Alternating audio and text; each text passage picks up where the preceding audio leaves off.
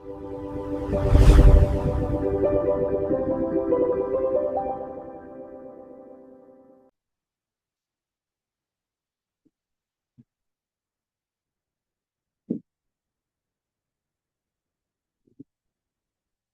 तो सबसे पहले हम लोग समझते हैं कि क्लास नोट्स और मेंस नोट्स में डिफरेंस क्या होता गुड है। Evening sir. Good evening Fardeen.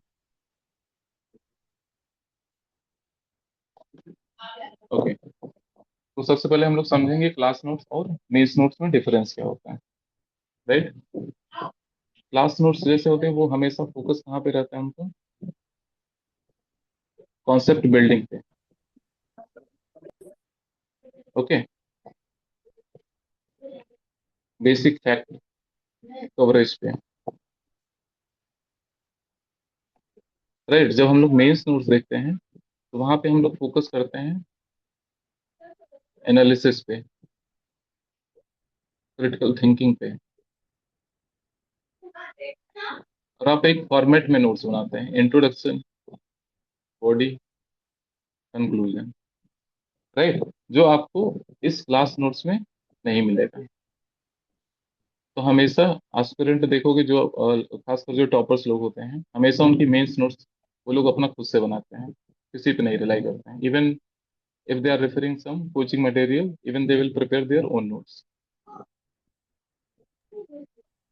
Right, तो हमको हमेशा अपना मेंस का नोट्स अलग से बनाना चाहिए। और कई बार बच्चों के अंदर ये डाउट आता है कि क्या हम अभी जस्ट प्रिपरेशन स्टार्ट किए हैं तो नोट्स बना सकते हैं। तो ऐसे कई सारे स्टूडेंट हैं, अभी मैं उनकी आपको कॉपी भी दिखाऊंगा कि कैसे वो बहुत अच्छा शॉर्ट नोट्स मेंस के लिए बना रहे हैं। है ना, बस आपको चाहिए क्या, उस शुरुआती में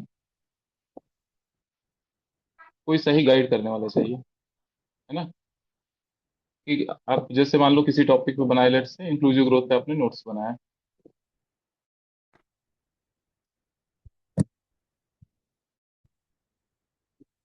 उसको आप किसी अच्छे मेंटर्स को दिखाओ। है ना, या फिर कोई आपके जानने में हो जो मेंस या इंटरव्यू दिया हो, या फिर कोई सिलेक्टेड हो, उससे आप फीडबैक लो। स्टार्टिंग में बहुत जरूरी है कि आपको अच्छा फीडबैक मिले, नहीं तो आप नोट्स बना के ऐसा होगा कि एक दो मंथ बाद लग रहा है कि जो आपने पूरा मेहनत किया है वो इरेलेवेंट है। राइट, जैसे कई बार क्या होता है कि आपने लक्ष्मीकांत से मान लो नोट्स बना लिया, लेकिन जब आप मेन से क्वेश्चन अटेम्प्ट करने जा रहे हो तो आपसे अटेम्प्ट ही नहीं हो रहे हैं। तो हमेशा मेंस ओरिएंटेड नोट्स का एक अलग फॉर्मेट है, उस तरीके से हमको बनाना है। राइट,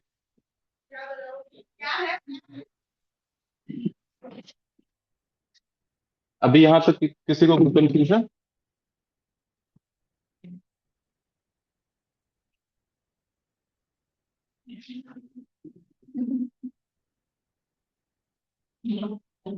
यहाँ तक किसी को कुछ डाउट है?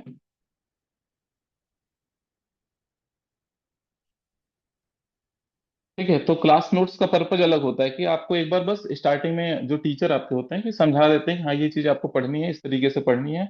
उसके बाद आप कोई भी स्टैंडर्ड बुक पढ़ना चाहो, एनसीईआरटी पढ़ना चाहो, तो आपको समझ में आ जाती हैं। बट ये कभी मत सोचना कि क्लास नोट से आपके मेंस के आंसर सॉल्व हो जाएंगे। है ना, तो इसीलिए हमको जब भी मेंस का नोट्स बनाना है, हमको उस हिसाब से नोट्स भी पढ़ना होगा। ऐसा नहीं है कि जो आपका क्लास नोट्स है उससे आप मेंस रिलेवेंट चीजें निकाल लोगे। है ना, तो ये बहुत बड़ा डिफरेंस है। इसको आपको स्टार्टिंग से समझना है, और आपको मान के चलना है कि इवन आप अगर बिगिनिंग आप तैयारी का स्टार्टिंग कर रहे हो, कोई सब्जेक्ट आप शुरू कर रहे हो, तो आप मेंस का नोट्स बना सकते हो खुद से। प्रीलिम्स का नोट्स मैं नहीं बोलूंगा आपको बनाने को, क्योंकि प्रीलिम्स से कम दो तीन रीडिंग के बाद ही बनाना चाहिए। अदरवाइज बहुत सारी चीजें आप ऐसे लिख लोगे जो आपको जो आपको लगेगा उस टाइम नहीं पता है, बट वो एक तरीके से पूरा लगेगा कि पूरा आपने बुक छाप लिया है। है ना, बट मेंस में क्या होता है कि सही फॉर्मेट पता होना चाहिए। इवन हमको कई बार जो चीज पता है उसको भी लिखना होता है।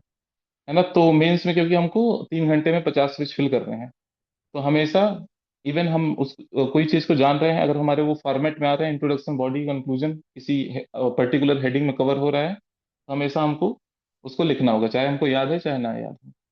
राइट, नोट्स का फॉर्मेट क्या होता है जो आपके क्लास नोट्स में नहीं रहता है? Introduction, body, conclusion. इंट्रोडक्शन क्या होता है कि आपका जस्ट स्टार्टिंग है किसी टॉपिक का। है ना, कि आप मान लो लेट से आप कॉन्स्टिट्यूएंट असेंबली की बात कर रहे हो, संविधान सभा की बात कर रहे हो, आप उसमें थोड़ा सा स्टार्टिंग में बता दिए कि फर्स्ट टाइम 1934 में एम एन रॉय ने आइडिया दिया था कॉन्स्टिट्यूएंट असेंबली का। ठीक है, इसको कैबिनेट मिशन प्लान के द्वारा एक्सेप्ट किया गया। राइट। इस तरीके से बस एक ग्रेजुअल स्टार्टिंग है कि आप क्वेश्चन स्टार्ट कर पाओ। पॉलिटी में जैसे लिख रहे हो तो आप आर्टिकल से शुरू कर सकते हो, है ना, कोई पार्ट हो गया, कोई फीचर हो गया, या फिर कोई इंपॉर्टेंट कोट है या कुछ डाटा है, उससे आप शुरू कर सकते हो। ठीक है, अभी हम इसको बहुत डिटेल में समझेंगे, बट अभी ओवरऑल फॉर्मेट समझ रहे हैं कि किस तरीके से चीजों को ले जाना है आगे। बॉडी का मतलब क्या होता है? बॉडी में बहुत सारी चीजें हेडिंग हम लोग कवर करते हैं, जैसे फीचर्स हो गया, है ना, जैसे मान लो नेशनल फूड सिक्योरिटी एक्ट पढ़ रहे हैं, तो वहां पे हम लोग उसका फीचर कवर करेंगे।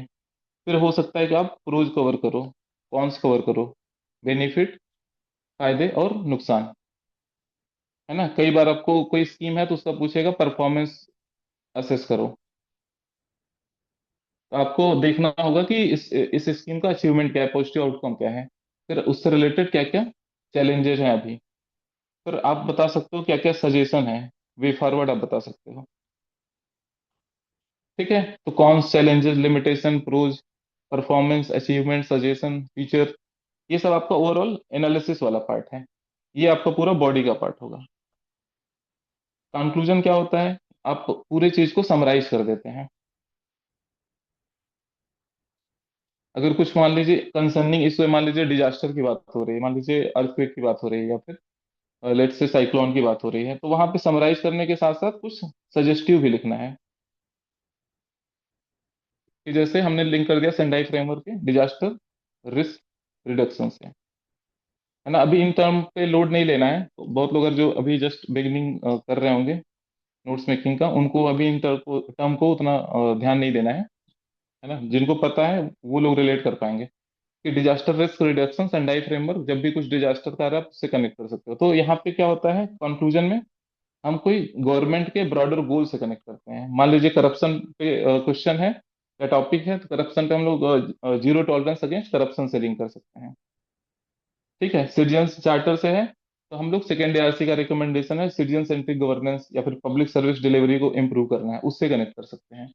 तो हर चीज में आपका एक ब्रॉडर टारगेट है, गवर्नमेंट गोल्स हैं, सस्टेनेबल डेवलपमेंट गोल्स है ना। जैसे मान लीजिए वुमेन की बात हो रही है तो आप जेंडर जस्टिस की बात कर सकते हो। राइट। तो इस तरीके से हमको कंक्लूजन के बारे में सोचना है। अभी हम लोग इसको एक एक करके डिटेल में देखेंगे। कुछ अच्छे इस सेशन में हमने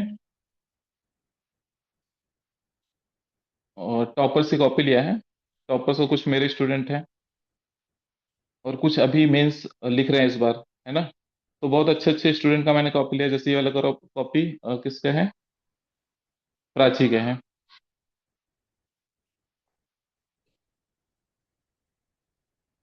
ठीक है, तो आपको मतलब सीखना है किससे? जो टॉपर्स कैसे नोट्स बना रहे हैं उनसे सीखना है। तो अभी हम लोग एक एक कॉपी पे आएंगे। जैसे ये प्राची का कॉपी है, फिर हमारे पास है ये आदित्य की कॉपी है।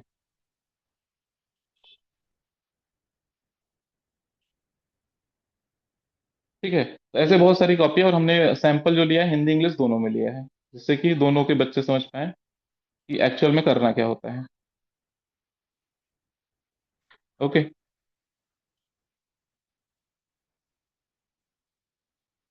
अब देखो, अब जैसे ये वाला एस्पेक्ट हम लोग बोल रहे हैं, कोई टॉपिक आप पढ़ रहे हो, है ना। अब उस पे प्रोज क्या होता है, कॉन्स क्या होता है, परफॉर्मेंस है, अचीवमेंट, चैलेंजेस, अब इन सब हेडिंग को आपको समझाएगा कौन?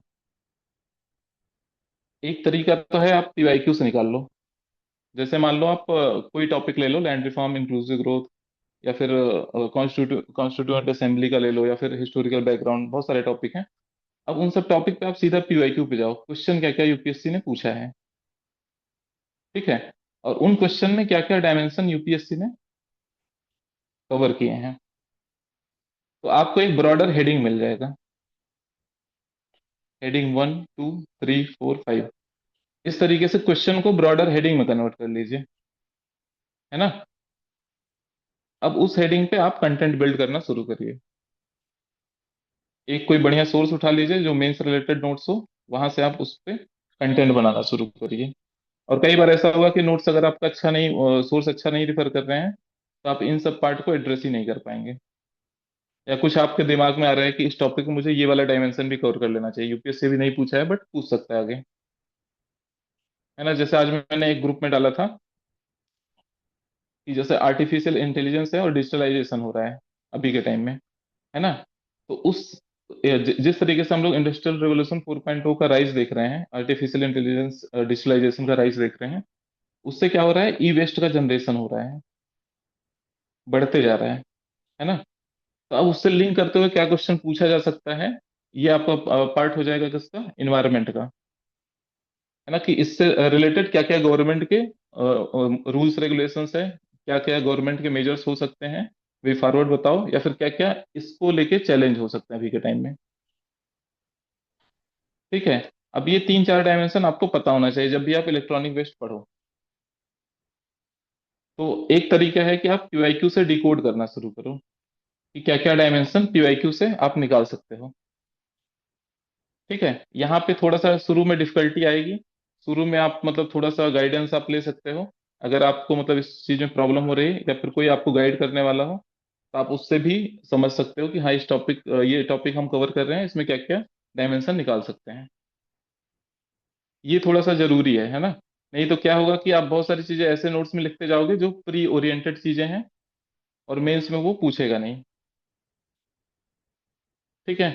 जैसे मान लीजिए आप कॉन्स्टिट्यूएंट असेंबली पढ़ रहे हैं, उसमें माइनर कमेटी दिया है ना। माइनर कमेटी, मेजर कमेटी, कौन कौन से उसके चेयरमैन कौन से हैं, इंपॉर्टेंट फैक्ट करके एक हेडिंग है। जब आप ये लक्ष्मीकांत से पढ़ोगे कॉन्स्टिट्यूएंट असेंबली वाला चैप्टर और making of the constitution chapter, तो इस टाइप के भी उसमें हेडिंग है, बट ये सब मेंस के लिए इंपॉर्टेंट नहीं है। मेंस के लिए क्या इंपॉर्टेंट है, कॉन्स्टिट्यूएंट असेंबली का रोल क्या था, फंक्शन क्या था। ठीक है। कॉन्स्टिट्यूएंट असेंबली का अचीवमेंट क्या था, कॉन्स्टिट्यूएंट असेंबली का क्रिटिसिज्म क्या था। तो मेंस का क्वेश्चन थोड़ा सा एनालिसिस बेस्ड आता है। ये सब चीज आपका थोड़ा बहुत मतलब प्री के लिए काम करेगा, मेंस के लिए नहीं करेगा। तो ये जो डिफरेंशिएशन है, ये आप दो लोग से समझ सकते, एक तो मेंटर्स का हेल्प ले सकते हो उसमें, और दूसरा पीवाईक्यू का। राइट। एक मतलब इसको मैं चाहूँ तो बाद में भी कवर कर सकता हूँ, अभी जैसे नेक्स्ट 75 डेज में मैं ये सोचा हूँ कि GS2 और GS4 को कवर करना है। राइट। तो अगस्त सितंबर अक्टूबर में इसमें हम लोग वीकली स्टडी प्लान देंगे, और लाइव आंसर राइटिंग होगा, इवेलुएशन भी होगा, और स्पीड राइटिंग सेशन भी होंगे। ओके। हर वीक में दो टेस्ट कोशिश करेंगे हो जाए 5 5 क्वेश्चन का, और जो मेंटरशिप सपोर्ट रहेगा, सिलेक्टेड कैंडिडेट्स रहेंगे या फिर सीनियर मेंटर्स रहेंगे, और दोनों मीडियम में अवेलेबल हैं। और हम लोग एक चीज और करते हैं इसमें, थीमेटिक टेम्पलेट्स। ओके। तो हम लोग नेक्स्ट 5 मंथ को इस तरीके से डिवाइड किए हैं, नेक्स्ट 75 डेज में GS2 और GS4, और उसके बाद वाले 75 डेज को GS1 और GS3। तो दिसंबर आते आते हमारा ये पार्ट पूरा अच्छे से GS1 2 3 4 कवर हो जाएगा। ठीक है। अब इसको आप रिवर्स भी कर सकते हैं, चाहे तो आप स्टार्टिंग में GS1 GS3 शुरू कर सकते हैं, GS2 GS4 बाद में शुरू कर सकते हैं, है ना। बट स्टार्टिंग मेरे हिसाब से GS2 GS4 से ज्यादा बेटर रहता है, ये मतलब यहाँ से आप आंसर राइटिंग ज्यादा अच्छे से सीख पाते हो। ये दोनों सब्जेक्ट ऐसे हैं जहाँ पे आप एक्चुअल में आंसर राइटिंग लर्न करना सीख सकते हो। ओके। अब मान लो किसी का थोड़ा बहुत डिले हो रहा है, तो वो जनवरी तक भी खींच सकता है, अगर मान लो 2027 आप टारगेट कर रहे हो तो, है ना। अगर आपका प्री का प्रिपरेशन अच्छा है तो आप जनवरी तक खींच सकते हो या फिर मिड फरवरी तक ले जा सकते हो। बट अगर आप टाइमली चीजें करोगे तो 75 + 75 दो पार्ट में ब्रेक कर लो, और इसको हम लोग वीक स्टडी प्लान करके देते हैं हर वीक में कि ये चीजें आपको करना है। उसी के हिसाब से अगर आप प्लान करोगे तो नेक्स्ट 150 डेज में आपका GS1 2 3 4 अच्छे से कवर हो जाएगा। इस सेशन बाद एक मैं गूगल फॉर्म भी दूंगा, आप उसको फिल कर सकते हो। अब देखो हम लोग कुछ टॉपिक्स समझते हैं, कैसे क्वेश्चन कैसे टॉपिक को समझना है। जैसे मान लीजिए हिस्टोरिकल बैकग्राउंड आप जब लक्ष्मीकांत से करेंगे, तो उसमें बहुत सारे रेगुलेशन एक्ट पॉलिसीज दी हैं,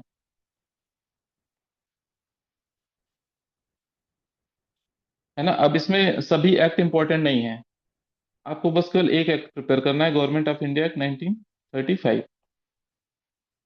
बाकी एक्ट मीन्स के लिए पॉलिटी पॉइंट ऑफ व्यू से इंपॉर्टेंट नहीं है, है ना। क्योंकि हमारा सब्जेक्ट क्या है, कॉन्स्टिट्यूशन। तो जो चीज कॉन्स्टिट्यूशन में है हमको उसके बारे में पढ़ना है।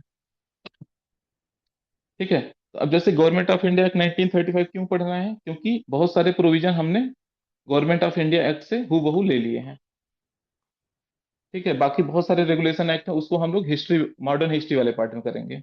लेकिन यहाँ से हमने बहुत सारे प्रोविजन उठाए हैं अपने कॉन्स्टिट्यूशन में, खासकर स्ट्रक्चरल पार्ट, जैसे फेडरलिज्म हो गया, संघवाद हो गया, ऑफिस ऑफ गवर्नर हो गया, इमरजेंसी प्रोविजन हो गया। तो बहुत सारी चीजें हमने यहाँ पे लिया है ना। बाकी कोई एक्ट से हमने प्रोविजन नहीं उठाए हैं, तो इसीलिए ये वाला एक्ट बहुत इंपॉर्टेंट है आपके कॉन्स्टिट्यूशन पर्सपेक्टिव से। अदरवाइज क्या होगा कि आप जैसे नोट्स बनाना शुरू किया, आपने सभी पे बना लिया और आप उसी में एग्जॉस्ट हो गए, आपको लगा कि 2 दिन तो मेरा इसी में खराब हो गया। ठीक है, तो फिर उसके बाद आपको लगेगा यार नोट्स मेकिंग बहुत टाइम ले रहा है, इसको भी बाद में करेंगे, पहले पढ़ ही लेते हैं। क्योंकि आप सही तरीके से उसको समझ नहीं पाए कि जरूरत क्या था। क्योंकि जब आप पीछे पीवाईक्यू उठाओगे तो आपको यहाँ से कोई क्वेश्चन ही नहीं दिखेगा, है ना। क्वेश्चन अगर दिखेगा तो इसको लिंक करते हुए दिखेगा, गवर्नमेंट ऑफ इंडिया एक्ट 1935, क्योंकि आपका सब्जेक्ट क्या है, कॉन्स्टिट्यूशन है, राइट। तो अब जैसे मान लो अगर हम लोग को इस एक्ट को प्रिपेयर करना हो, हिस्टोरिकल बैकग्राउंड जब आप लक्ष्मीकांत से पढ़ते हैं, तो अब उसमें हमको क्या करना है, गवर्नमेंट ऑफ इंडिया एक्ट 1935। ठीक है, अब इसको लेकिन हमको समझना है कि ब्रेक कैसे करना है टॉपिक को। तो पहले हम क्या बनाएंगे, इंट्रोडक्शन। इंट्रोडक्शन में क्या लिख सकते हैं कि जैसे ये 3 राउंड टेबल कॉन्फ्रेंस हुआ था, उसका आउटकम है ना। या फिर ऐसे लिख सकते हो आपकी, it was a step by Britisher to improve the representation of Indians in governance. ठीक है, तो इस तरीके से आप अलग अलग तरीके से स्टार्ट कर सकते हो। अब इंट्रोडक्शन आपने एक बना लिया, फिर आप क्या लिखोगे, फीचर्स लिखोगे, इस एक्ट के फीचर्स क्या थे। इसमें एक क्वेश्चन ये भी पूछ सकता है कि discuss the significance of government of India 1935 with respect to the constitution. तब आपको उस फीचर, जैसे आप इस एक्ट को पढ़ोगे तो आप मान लो फीचर ऐसे लिख रहे हैं इस तरीके से, तो उसमें से आप जो जो फीचर लगे कि ये कॉन्स्टिट्यूशन में लिया गया है, उस पर आप स्टार बना लो। जिससे कि कभी ऐसे पूछे कि do you think that government of India act 1935 is a carbon copy of, अगर ये पूछता है do you think constitution of India is a carbon copy of government of India act 1935, है ना, तब आप वहां पे बता पाओ कि ये प्रोविजन हमारे कॉन्स्टिट्यूशन में भी है। जैसे फेडरलिज्म हो गया, 3 लिस्ट की बात करता है ना, यूनियन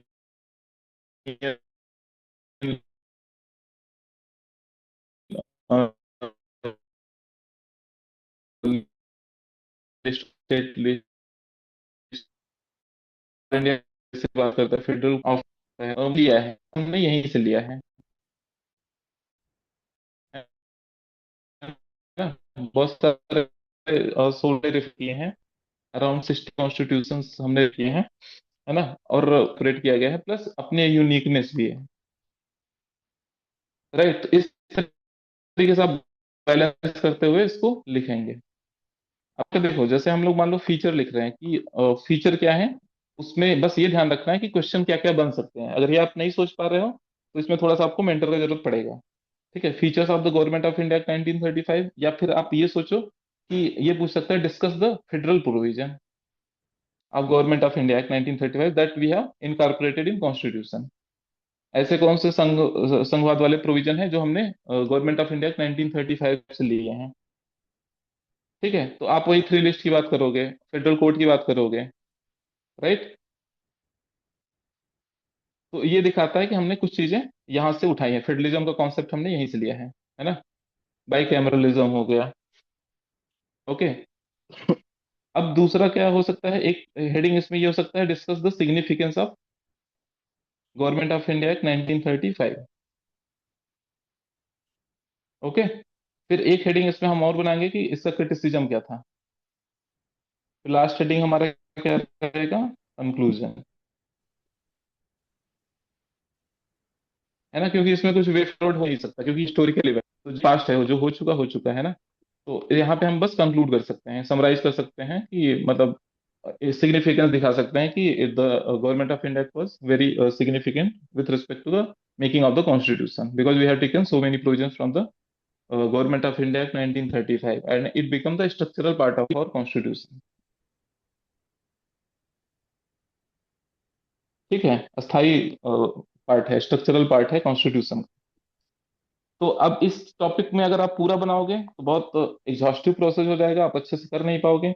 इसीलिए जरूरत है कि उसको ब्रेक करो हेडिंग्स में पहले। अगर आप ये नहीं सोच पा रहे हो तो बेटर है कि आप नोट्स मत बनाओ इसका, है ना। आप पीवाईक्यू देखो, मेंटर से डिस्कस करो, या फिर पीयर ग्रुप देखो, अच्छी कॉपी देखो। अभी मैं कुछ सैम्पल आपको आइडिया लगेगा, अदरवाइज क्या होगा कि आप बहुत सारे इनकारपोरेट कर लोगे और वो कभी यूपीएससी पूछेगा ही नहीं, है ना। तो ये हम लोग इस टॉपिक पे देख लिया, अभी हम इसमें सैंपल देख लेते हैं कि गवर्नमेंट ऑफ इंडिया पे किस तरीके से बन सकता है। जैसे देखो, एक ही मेरा स्टूडेंट बनाया है इस टॉपिक पे। अब इन्होंने देखो इस यहाँ पे इंट्रोड्यूस किया है कि government of India act was a constitutional milestone in India's freedom struggle, often described as a blueprint, है ना।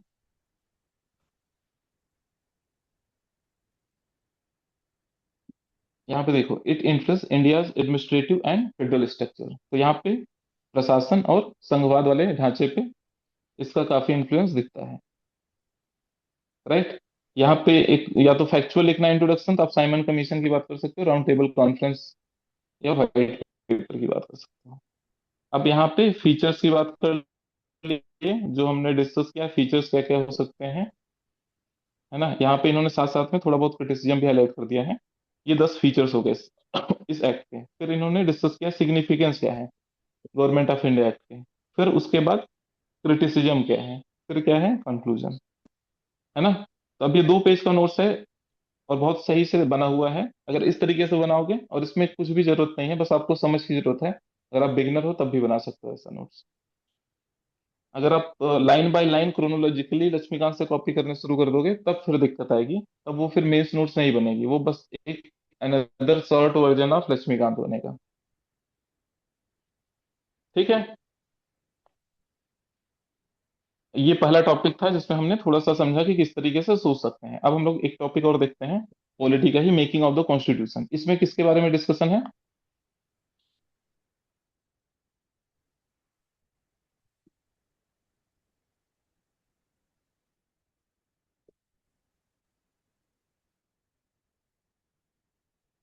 संविधान सभा। ठीक है। अब हम या फिर ऐसे बोल सकते हैं, it constituent assembly it voice formulated the थोड़ा फंस रहा है यार कॉन्स्टिट्यूशन।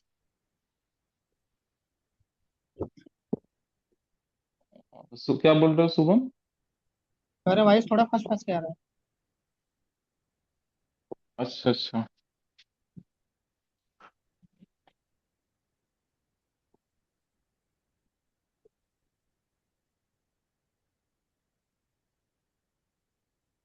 अभी क्लियर वॉइस है? हाँ हाँ अभी है। ओके। काफी देर से ऐसा है कि बस थोड़ी देर से? अभी हम तो अभी जस्ट आए ही हैं, 5 मिनट हुआ जो। ध्यान ही नहीं दे पाए यार, लेट हो गया मेरा तो। ओके थोड़ा ओके। सा पहले हो रहा था ब्रेक बट एडजस्ट हो रही। Okay fine. हो गया अभी ठीक। ठीक है। तो हम लोग दूसरा टॉपिक देखते हैं। जैसे मेकिंग ऑफ द कॉन्स्टिट्यूशन है, अगर अब इस पे हमको नोट्स बनाना है ना। तो एक तो हम पहले इंट्रोडक्शन बनाएंगे, M N Roy, cabinet mission plan, इन सब की बात कर सकते हैं। फिर अब यहाँ पे देखना होगा, क्योंकि मेजरली इसमें प्रिपेयर करना है आपको कॉन्स्टिट्यूएंट असेंबली के बारे में, है ना। तो यहाँ पे हम क्या देख सकते हैं, पहला heading, rules and function of constituent assembly. ठीक है। तो पहला एस्पेक्ट इसमें यही रहेगा कि रूल्स ऑफ फंक्शन क्या है कॉन्स्टिट्यूएंट असेंबली, जिसमें यही सब हम लोग बता सकते हैं कि इन्होंने कॉन्स्टिट्यूशन फ्रेम किया, है ना। बीच में जैसे एक वर्किंग असेंबली की तरह काम किया, है ना। जो रोल है इनके उसको हम लोग डिस्कस कर लेंगे। फिर हम क्या बताएंगे, क्रिटिसिज्म क्या है, क्रिटिसिज्म कॉन्स्टिट्यूएंट असेंबली या फिर कॉन्स्टिट्यूशन का ओवरऑल क्रिटिसिज्म क्या है। फिर उसके बाद हम लोग कंक्लूड करेंगे, राइट। तो ये वाला एस्पेक्ट हो गया मेकिंग ऑफ द कॉन्स्टिट्यूशन का। अब इस पे हम लोग एक सैंपल देख लेते हैं। इसमें एक चीज हम लोग और कर सकते थे, कंपोजिशन का।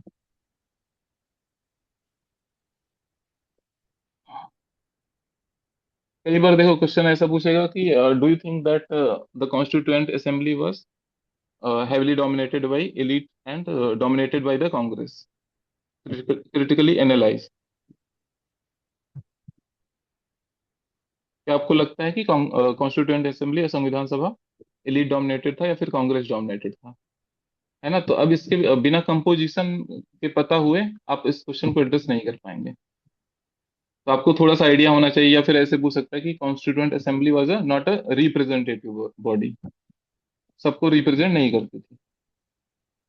है ना? तो आप उस सिचुएशन अगेन आपको आपको कंपोजिशन की बात करनी होगी कि कैसे रिप्रेजेंटेटिव था। फिर आप पहले एग्री करोगे हाँ रिप्रेजेंटेटिव नहीं था, आप दिखाओगे कि माइनॉरिटी का रिप्रेजेंटेशन इतना था, या फिर बताओगे वुमेन का रिप्रेजेंटेशन इतना था, या फिर आप बताओगे शेड्यूल कास्ट का रिप्रेजेंटेशन इतना था, या फिर आप बताओगे कि मेजरली इसमें कांग्रेस के मेंबर्स थे। है ना? तो इस तरीके से आप पहले इसको जस्टिफाई करोगे, फिर उसके बाद काउंटर करोगे कि नहीं, although it was a represented by Congress but it was a representative. है ना? तो उसमें आप दिखाओगे क्योंकि कांग्रेस एक ऐसी पार्टी थी जिसमें बहुत सारी आइडियोलॉजी एग्जिस्ट करती थी, कैच ऑल पार्टीज। है ना? तो पहले आपको उससे एग्री करना है जो स्टेटमेंट बोल रहा है, फिर आपको उसको काउंटर पर्सपेक्टिव देना है। तो जब भी हम लोग मेकिंग ऑफ द कॉन्स्टिट्यूशन के बारे में पढ़ेंगे, एम एन रॉय होंगे, इससे स्टार्ट कर सकते हैं। कैबिनेट मिशन प्लान, फिर यहाँ पे रूल्स एंड फंक्शंस की बात कर सकते हैं, फिर कंपोजिशन का भी देख सकते हो, फिर एक क्रिटिसिज्म, फिर कंक्लूजन। ये चार पांच हेडिंग अब अगर आप अच्छे से कर ले रहे हो तो आप इस टॉपिक को बहुत अच्छे से तैयार कर ले रहे हो। बाकी आपको बहुत ज्यादा नहीं ध्यान देना है किस दिन इम्प्लीमेंट हुआ, नेशनल एम्बलम कब अडॉप्ट हुआ, ये सब मतलब प्री वाला एस्पेक्ट है। मेंस का जब हम लोग करेंगे इन सब चीज, इन पांच हेडिंग पे ज्यादा ध्यान देना है। इस पे भी हम लोग एक सैंपल उसी स्टूडेंट का देख लेते हैं। है ना? जैसे इन्होंने मेकिंग ऑफ द कॉन्स्टिट्यूशन का एक सिंपल सा इंट्रोडक्शन बनाया। यहाँ पे जैसे इन्होंने एम एन रॉय का मेंशन भी कर दिया कि फर्स्ट टाइम इन्होंने प्रपोज किया था आइडिया ऑफ कॉन्स्टिट्यूएंट असेंबली। ठीक है? कॉन्स्टिट्यूशन के बारे में इन्होंने बता दिया कि constitution is the supreme law of land, और ये ideas of freedom struggle and aspiration को इनकलकेट किए हुए हैं। ठीक है? जैसे उस समय का हम लोग का आइडिया क्या था, डेमोक्रेटिक कंट्री बनाना है, इंक्लूसिव एंड सॉवरेन इंडिया बनाना है। तो उस आइडिया को ये अपना कॉन्स्टिट्यूशन रिफ्लेक्ट करता है। है ना? फिर हम लोग का हेडिंग वन हो गया, कंपोजिशन क्या था। यहाँ पे हमने अलग अलग तरीके से डिस्कस कर लिया कि कितने मेंबर थे। है ना? British princely states, election indirect हुआ था, proportional representation, single transferable vote. Okay, तो थोड़ा सा आप मतलब इसको बना लेना, जो पैरामीटर पे हमने डिस्कस किया कि वुमेन का रिप्रेजेंटेशन कितना था, शेड्यूल कास्ट का कितना था, माइनॉरिटीज का कितना था, अदर पार्टीज का कितना था, जिससे कि आप जब भी कुछ ऐसा क्रिटिकल एनालिसिस वाले क्वेश्चन पूछे तो आप उसको एड्रेस कर पाओ। फिर थर्ड एस्पेक्ट क्या हो गया, रोल्स एंड फंक्शंस। ठीक है? तो थर्ड एस्पेक्ट में ड्राफ्टिंग एंड इनेक्टिंग, ये आप बता रहे हो कि इनका फंक्शन क्या था, ड्राफ्टिंग एंड इनेक्टिंग कॉन्स्टिट्यूशन, ये तो इनका की फंक्शन था। Debating constitution principle and provision, protecting democratic values and fundamental rights. तो यहाँ पे एक चीज आपको बहुत क्लियरली दिख रहा होगा कैसे पॉइंट वाइज में नोट्स बना हुआ है। है ना? अगर आप मान लो इस तरीके से बना लो, अगर आपको उस टाइम पे एग्जाम्पल नहीं मिलते हैं तो इस तरीके से लिख लो। है ना? बाद में जब आप बार बार इसको रीड करोगे, जो आपको एक्स्ट्रा फैक्ट मिलेंगे आप इसी में ऐड करते जाओ, सेपरेट कलर के पेन से। है ना? जैसे यहाँ पे इन्होंने इसको बाद में रेड पेन से ऐड किया है।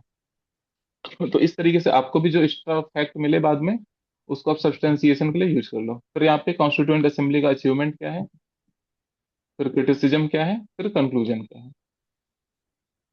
तो कोई भी टॉपिक आप बनाओ, इस तरीके से बनाओ, तो आपको नोट्स मेकिंग बहुत इजी लगेगा, बहुत ज़्यादा डिफिकल्ट नहीं लगेगा। अगर आप हर चीज़ लिखना शुरू कर दोगे तो बहुत एग्जॉस्टिव हो जाएगा, और एक दिन में पर डे आप अगर आप 3 से 4 पेज नोट्स बना रहे हो तो आराम से आपका मेजर पोर्शन जो सिलेबस का है वो उस पर नोट्स मेकिंग आप कर पाओगे। बहुत ज़्यादा नोट्स नहीं बनाना है, 3 से 4 पेज बट डेली बनाना है। ठीक है? 3 से 4 पेज नोट्स बनाने में आपका 1 घंटे के आसपास जाएगा। जो आप पढ़े हो दिन भर में उसको 3 से 4 पेज में समराइज कर लो, लेकिन एक स्ट्रक्चर्ड मैनर में, कि मेंस में क्या चीजें पूछती है हमको उस हिसाब से बनाना है। ऐसा नहीं कि क्रोनोलॉजिकली जो बुक में या फिर नोट्स में दिया हुआ है उस तरीके से लिखना है। जब भी नोट्स आप बनाओ तो आपके दिमाग में क्लियर हेडिंग होना चाहिए। अगर नहीं हो रहा है तो आप पीवाईक्यू रिफर करो, अदरवाइज मेंटर से कंसल्ट करो। ठीक है? अब टॉपिक 3 हम लोग देखते हैं, जैसे लैंड रिफॉर्म है। इसमें हम लोग बस ब्रेन स्टॉर्मिंग कर लेते हैं कि किस तरीके से टॉपिक को ब्रेक करना है। इंट्रोडक्शन, पहले बनाना है लैंड रिफॉर्म क्या था, है ना। टाइप बता सकते हो आप, या फिर इसमें ये भी चीज बता सकते हो कि गवर्नमेंट इफर्ट क्या थे या फिर गवर्नमेंट पॉलिसीज क्या थी लैंड रिफॉर्म को लेकर। फिर हेडिंग बन सकता है अचीवमेंट कितना था इनका, है ना। फिर रीजन ऑफ फेल्यूर, फेल्यूर के कारण क्या थे। एक आप ये बता सकते हो कि लैंड रिफॉर्म 2.0 की जरूरत क्या है अभी के टाइम में। जैसे अभी देखोगे आप लोग, डिजिटाइजेशन ऑफ लैंड रिकॉर्ड्स हो रहा है।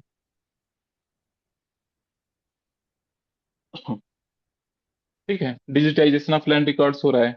या फिर आप देखोगे कि नए नए कॉन्सेप्ट जैसे आ रहे हैं, लैंड पूलिंग की बात हो रही है इस तरीके से, या फिर फार्मर प्रोड्यूसर ऑर्गेनाइजेशन की बात हो रही है। तो फिर इसमें हम लोग क्या कर सकते हैं, लैंड कंसोलिडेशन की बात हो रही है। ठीक है, क्योंकि अभी लैंड फ्रेगमेंटेशन बहुत ज्यादा हो गया है, इसलिए हम लोग को रिफॉर्म 2.0 की जरूरत है। ओके। मोर देन 80% फार्मर्स क्या है, marginal and small. Marginal. Okay, तो इसलिए हमको रिफॉर्म की जरूरत है। फिर उसके बाद आप एक बता दोगे कंक्लूजन। लेकिन जब क्या क्या चीज का रिफॉर्म होना चाहिए उस पर आप डिस्कस करोगे।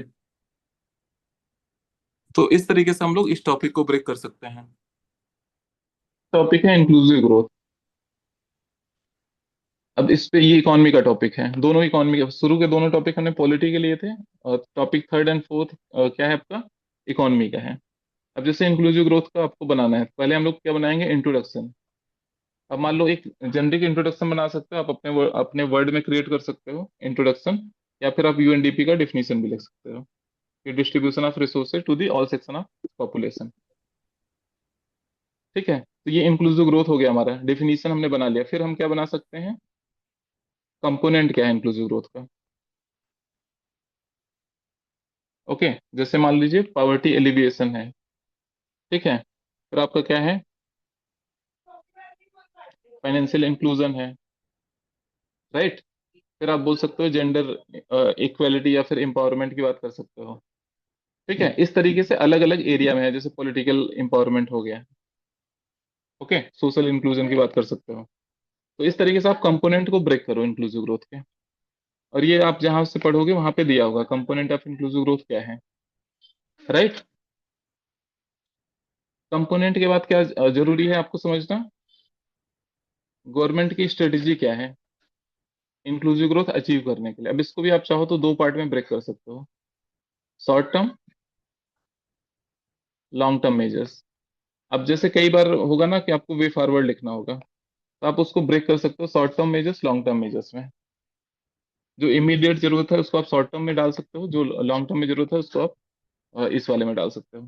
ठीक है, तो इस तरीके से हमको टॉपिक को ब्रेक करना है। सिग्निफिकेंस ऑफ इंक्लूसिव ग्रोथ, कई बार ऐसा होगा कि आपको इंक्लूसिव ग्रोथ टॉपिक दे रहा है बट वो कनेक्ट कर दे रहा है दूसरे टॉपिक से। मान लो इंक्लूसिव ग्रोथ का इंपॉर्टेंस क्या है पॉवर्टी एलिविएशन में, ठीक है, या फिर वुमेन एम्पावरमेंट में। राइट। या फिर बैलेंस ग्रोथ में इंक्लूसिव ग्रोथ का इंपॉर्टेंस क्या है। तो इस तरीके से जब आप टॉपिक देखोगे, उसको इस तरीके से ब्रेक करने की कोशिश करना है। पहले पहले ये चीज अगर दिमाग में आ जाए तब आप नोट्स मेकिंग शुरू करो।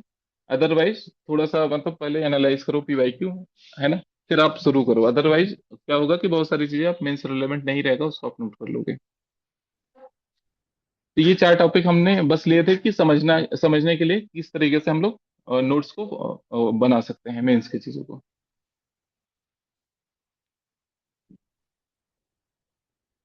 अब इसमें मान लो कुछ लोग अगर हमको नोट्स जैसे जो 2027 टारगेट कर रहे हैं या फिर 28 कर रहे हैं, अगर वो टॉपिक 1 2 पे अगर बना सकते हैं इस फॉर्मेट में नोट्स, तो बना के मुझे इस नंबर पे आप भेज दो, तो मैं आपको फीडबैक भी दे दूंगा। है ना, दो टॉपिक इसमें है, टॉपिक 1 क्या है, हिस्टोरिकल बैकग्राउंड, टॉपिक 2 क्या है, making of the constitution. Right. तो आप टॉपिक 1 2 नोट कर लो, historical background, making of the constitution, और आप देखो सेम फॉर्मेट में आप बना पा रहे हो नहीं बना पा रहे हो। उसके बाद हम लोग डिस्कस करते हैं सोर्सेज। अब देखो जैसे हम लोग मान लो कोई चीज पढ़ाई करते हैं, मान लो पढ़ने का तरीका क्या होना चाहिए।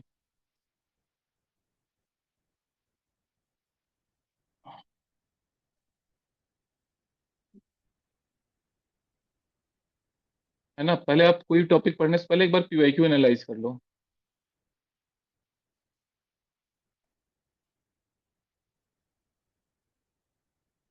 यहाँ पे ब्रेन स्टॉर्मिंग या फिर उसको सॉल्व कर सकते हो उसको पढ़ने के बाद।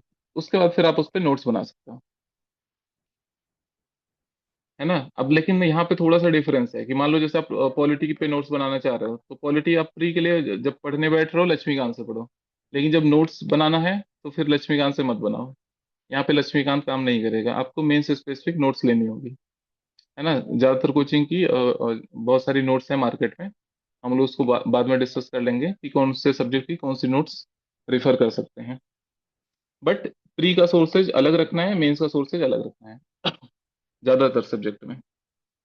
फर्स्ट रीडिंग करना है तो हमको लक्ष्मीकांत से करना है, लेकिन जब नोट्स बनाने की बात आती है सेम टॉपिक पे, तो हमको एक मेंस स्पेसिफिक पॉलिटी की नोट्स उठानी है। जैसे अभी 2026 का मेंस चल रहा है ना, तो जो अच्छी अच्छी कोचिंग है उन्होंने मेंस स्पेसिफिक नोट्स निकाली है, इंग्लिश मीडियम हिंदी मीडियम दोनों में। तो आप सब्जेक्ट स्पेसिफिक उठा सकते हो, आपका मीडियम क्या है, और उसको आप अपने इस फॉर्मेट में कन्वर्ट कर सकते हो, जैसे हमने ये डिस्कस किया है, गवर्नमेंट ऑफ इंडिया या फिर मेकिंग ऑफ द कॉन्स्टिट्यूशन, है ना। तो इस फॉर्मेट में कन्वर्ट करने की कोशिश करना है। ये आपका तरीका होना चाहिए कोई भी टॉपिक पढ़ने का। पीवाईक्यू से शुरू करो, और यहाँ पे जब भी नोट्स बनाओ एनालिसिस करके पीवाईक्यू का, फिर आप उस पे एक अपना शॉर्ट नोट समराइज कर लो। ठीक है। अब देखो, इंट्रोडक्शन, बॉडी और कंक्लूजन, ये तीन हमारे पैरामीटर होते हैं। इंट्रोडक्शन हम लोग समझ ही लिए थे कि ये जस्ट स्टार्टिंग है क्वेश्चन का। यहाँ पे आप डाटा से शुरू कर सकते हो, कोई इंपॉर्टेंट फैक्ट हो गया या फिर कोई इंपॉर्टेंट कोट हो गया। ठीक है। या फिर जैसे पॉलिटी का क्वेश्चन है तो आप आर्टिकल से शुरू कर सकते हो। जैसे इकोनॉमिक क्वेश्चन है तो डाटा, डाटा पे ज्यादा ध्यान देना चाहिए। पॉलिटी का है तो कोशिश करना चाहिए आर्टिकल से शुरुआत हो। सोसाइटी का क्वेश्चन है तो कोशिश करना चाहिए कोट से शुरू हो। ठीक है। इथिक्स का क्वेश्चन है तो कोशिश करना चाहिए कि डिफिनीशन से शुरू हो। अब डिफिनीशन भी देखो दो टाइप का होता है। एक होता है बहुत सिंपल टर्म है, जो जिसका वो मतलब टर्म्स सब पढ़ के ही समझ में आ जा रहा है। जैसे मान लो सोशल जस्टिस लिखा हुआ है, सामाजिक न्याय, है ना। अब इस टर्म को डिफाइन करने की जरूरत नहीं है। जब कुछ कॉम्प्लेक्स वर्ड हो, जैसे मान लो मिडिल इनकम ट्रैप बोल रहा है, या फिर मिसिंग मिडिल कीवर्ड आ रहा है क्वेश्चन में या फिर टॉपिक में, तो उसको हमको डिफाइन करने की जरूरत है ना। तो इंट्रोडक्शन हमेशा सिंपल चीज को डिफाइन नहीं करना है, जब कोई कॉम्प्लेक्स वर्ड आए तब उसको डिफाइन करना है। अदरवाइज क्या होगा कि आप जो चीज ऑलरेडी सेल्फ एक्सप्लेनेटरी है उसको आप एक्सप्लेन कर रहे हो, उसकी जगह आप बेटर है कि आप कुछ डाटा यूज कर लो, कुछ आर्टिकल या कोट या फिर कुछ इंपॉर्टेंट फैक्ट, या फिर आप कुछ कॉन्टेक्स्ट दे दो। जैसे मान लो सोशल मीडिया पे क्वेश्चन पूछ रहा है, discuss the impact of social media on children's overall development, है ना। तो अब सोशल मीडिया का कॉन्टेक्स्ट आप समझो कहाँ पे आ रहा है, कि चिल्ड्रन के ओवरऑल डेवलपमेंट की बात कर रहा है, तो ये कॉन्टेक्स्ट कहाँ से आ रहा है, क्योंकि अभी ऑस्ट्रेलिया ने बैन किया है ना। उसके पहले थोड़े दिन पहले अभी यूनाइटेड किंगडम ने बैन किया है। तो कॉन्टेक्स्ट आपका यहाँ से आ रहा है। तो आप इससे भी शुरू कर सकते हो कि रिसेंटली सम कंट्रीज रेगुलेटिंग और banning the social media for the children और एडोलेसेंट। ठीक है। तो ऐसे भी आप शुरू कर सकते हो। और जैसे मान लो चिल्ड्रन डेवलपमेंट की बात हो रही, जब भी डेवलपमेंट की बात करेंगे तो हम इसको तीन पार्ट में तोड़ सकते हैं, है ना। अफेक्टिव या फिर इमोशन कंपोनेंट की बात कर सकते हैं, बिहेवियरल की बात कर सकते हैं, या एक्शन, या फिर कॉग्निटिव जो हमारा रीजन होता है। इन तीनों चीजों को कैसे इम्पैक्ट कर रहा है सोशल मीडिया चिल्ड्रन या फिर एडोलेसेंट का, उस पे हमको पॉइंट जनरेट करना है। कैसे वो हमारे कॉग्निटिव को पॉजिटिवली इम्पैक्ट कर रहा है, कैसे वो हमारे कॉग्निटिव को निगेटिवली इम्पैक्ट कर रहे हैं। ठीक है। तो इस तरीके से कोशिश कर रहे हैं कि इंट्रोडक्शन को सब्जेक्ट स्पेसिफिक बनाना है। और वो हम लोग आगे डिस्कस कर सकते हैं कि किस सब्जेक्ट में किस टाइप के इंट्रोडक्शन ज़्यादा सुटेबल होते हैं। ऐसा नहीं होना चाहिए कि सोसाइटी का क्वेश्चन पूछा है और आप वहाँ पे आर्टिकल से शुरू कर रहे हो। मान लो वुमेन पे कोई क्वेश्चन पूछा है, आप आर्टिकल 21 से शुरू कर रहे हो। तो जब GS 1 का क्वेश्चन है, सोसाइटी का क्वेश्चन है, उसमें उसी के अकॉर्डिंग हमको इंट्रोडक्शन देना है, ना कि GS 2 के बहुत सारी चीजें हैं जो लिंक हो जाएंगी, है ना। आर्टिकल 21 ज्यादातर चीजों में लिंक हो जाता है, right to life with dignity, dignified life, है ना। बट वो जरूरी नहीं कि आप यहाँ पे सोसाइटी में उससे स्टार्ट करेंगे, वो आप पॉलिटी में शुरू करो। जब सोशल जस्टिस का क्वेश्चन हो, सोसाइटी का हो, वहां पे नहीं करना है। तो आपको ये चीज समझना होगा कौन सी चीज को कहाँ यूज करना है। राइट। बॉडी पार्ट को हम लोग समझ लिए हैं, यहाँ पे थोड़ा सा एनालिसिस वाली चीजें ज्यादा होती हैं। पूर्व फैक्ट पता होना चाहिए, फिर उसके हिसाब से एनालिसिस। जैसे मान लीजिए अभी मान लो ई वेस्ट रेगुलेशन की बात हो रही है, जैसे अभी कुछ देर पहले हम लोग रेगुलेशन की बात कर रहे थे, ई वेस्ट रेगुलेशन, और जो लास्ट वाला है अमेंडमेंट के बाद है 2022 का है। तो अब उससे लेके अगर हमको मान लो उसका इम्पैक्ट डिस्कस करना है, कैसे वो डील कर रहा है ई वेस्ट प्रॉब्लम को या मेनान्स को इंडिया में, तो अब हमको इसके थोड़े से फीचर पता होने चाहिए, जैसे एक्सटेंडेड प्रोड्यूसर रिस्पॉन्सिबिलिटी, है ना। तो अगर आपको फीचर नहीं पता है तो आप उसका एनालिसिस अच्छे से कर नहीं पाओगे। तो थोड़ा सा आपको कोर फैक्ट हर चीज का पता होना चाहिए। उसके बाद आपको उसके बेसिस पे पॉइंट बनाना है, किसका कैसे उस ई वेस्ट को टैकल कर रहा है, या फिर क्या क्या कमियां हैं इस एक्ट में, है ना, क्या क्या वे फॉरवर्ड हो सकते हैं, आगे क्या क्या सुझाव दे सकते हो आप। राइट। तो यहाँ पे हमको फोकस करना है इनोवेटिव वे फॉरवर्ड लिखने पे। जैसे देखो जब आप नोट्स बनाओ ना, क्या हो सकता है कि जैसे शुरू में आप बल्कि लिख सकते हो, बट अगर आप थोड़ा बहुत आंसर राइटिंग अगर कर चुके हो तो हमेशा जब वे फॉरवर्ड लिखो, इनोवेटिव वे फॉरवर्ड लिखो। इनोवेटिव वे फॉरवर्ड का मतलब क्या है कि जैसे मान लीजिए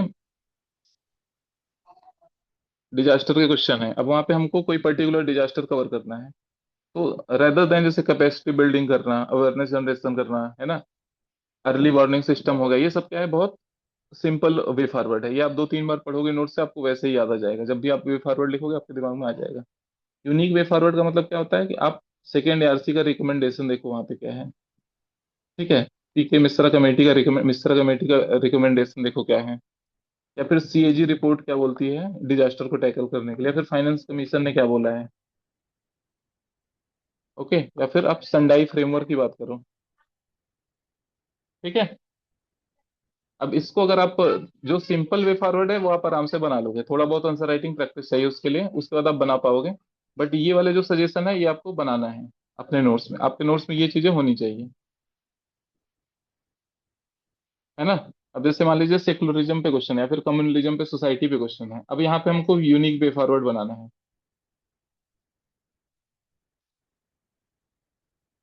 तो यूनिक वे फॉरवर्ड क्या हो सकता है, जैसे मान लीजिए सचार कमेटी है, उसकी बात कर लिए, या फिर जैसे मान लो आरपी एक्ट है 1951, यहाँ पे क्या बोलता है, एक तो इसका सेक्शन 8 है आई थिंक, अगर उसमें बोलता है कि अगर कोई कैंडिडेट है जो इलेक्शन फाइट कर रहा है, अगर if he is using speech for the incitement of violence, है ना, on the basis of communalism, मतलब कुछ अगर वो रिलीजन के नाम पे इंसाइटमेंट कर रहा है वायलेंस का, तो उसको डिस्क्वालीफाई कर दिया जाएगा। Religious minority committee. तो कुछ ऐसे यूनिक सजेशन लिखने हैं, जो कॉमन सजेशन है वो आप आराम से बना लोगे, है ना। जैसे लॉ कमीशन बोला है कि जैसे यूनिफॉर्म सिविल कोड की बात करता है ना, उस पे उसको बोल रहा है कि कैसे हम अलाइन कर सकते हैं फंडामेंटल राइट से। जैसे एग्जिस्टिंग पर्सनल लॉ है, रदर देन एक यूसीसी बनाने का, जो एग्जिस्टिंग पर्सनल लॉ है उसी को अलाइन कर दो फंडामेंटल राइट से, जो जो इविल प्रोविजन है जो फंडामेंटल राइट को वायलेट कर रहे हैं उसमें चेंजेस कर दो, रेदर देन यूसीसी एक साथ लाने के लिए। जब तक sub section of society ready ना हो जाए तब तक एक बार में यूसीसी लाने की जरूरत नहीं है। पहले हम, बट हम ये लोग मीन वाइल हम लोग कर सकते हैं कि जो एग्जिस्टिंग पर्सनल लॉज हैं उसको हम लोग रिफॉर्म करते हैं, उसमें रिफॉर्म करके फंडामेंटल राइट से अलाइन करते हैं, तो मतलब जेंडर, जो फीमेल का राइट हो वो वायलेट ना हो, है ना। तो जब भी आप सेकुलरिज्म की बात करोगे कुछ यूनिक सजेशन लिखना है, जैसे एक भारत श्रेष्ठ भारत, सबका साथ सबका विकास। तो ये आपको सजेशन थोड़े यूनिक हो गए। तो अगर आप थोड़ा आप एडवांस स्टेज पे हो नोट्स मेकिंग में, एडवांस आंसर राइटिंग कर रहे हो, तो आपके वे फॉरवर्ड जेनरिक वाले नहीं होने चाहिए। आप बस यूनिक वे फॉरवर्ड बनाओ, जेनरिक वाले ऑटोमेटिक बन जाएंगे। ठीक है। जैसे जेनरिक मतलब कहने का सेंस क्या है, जैसे स्कूल करिकुलम में सेकुलर वैल्यूज को पढ़ा है, ठीक है, जो रिलीजियस लीडर्स हैं उनके थ्रू मतलब एक सेकुलर वैल्यू फ्रेटर्निटी इन सबको प्रोपोगेट करें, ये सब आपके जेनरिक वे फॉरवर्ड है।